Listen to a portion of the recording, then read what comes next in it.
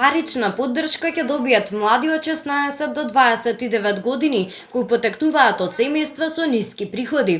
Владата усвои 3 уредби на Министерството за образование и наука со кои се детализира реализацијата на мерките за поддршка на младите на оваа возраст, чија цел е подобрувањето на стандардот на учениците и студентите, јакнење на нивната куповна моќ и за развивање на IT вештини што ќе им помогнат за полесен пристап до пазарот на трудот. Како што соопшти на пресконференцијата министерот за образование и наука Арбер Адеми, првата уредба е за доделување по 3000 денари. Првата уредба предвидува доделување средства за набавка на училишен прибор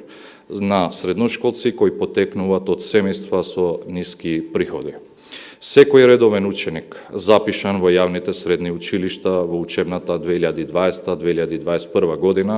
државјанин на Северна Македонија, постар од 16 години на денот на влегување во сила на оваа уредба,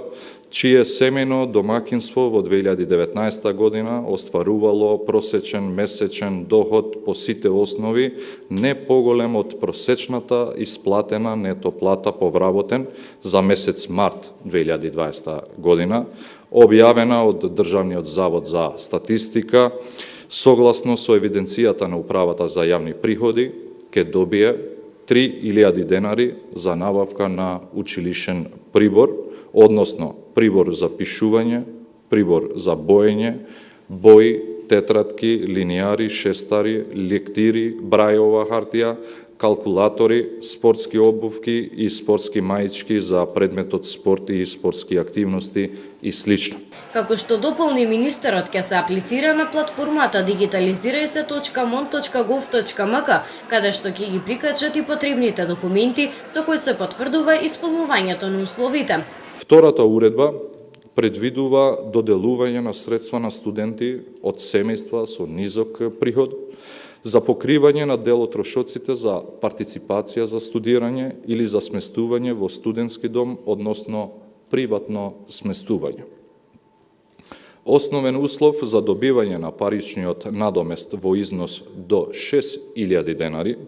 е студентот да е запишен на прв циклус на редовни студии на јавните високообразовни установи во Република Северна Македонија и да е член на семејно домакинство во кое е остварениот просечен месечен доход во семејството по сите основи за 2019 година не е поголем од просечната исплатена нето плата по вработен за месец март 2020 година.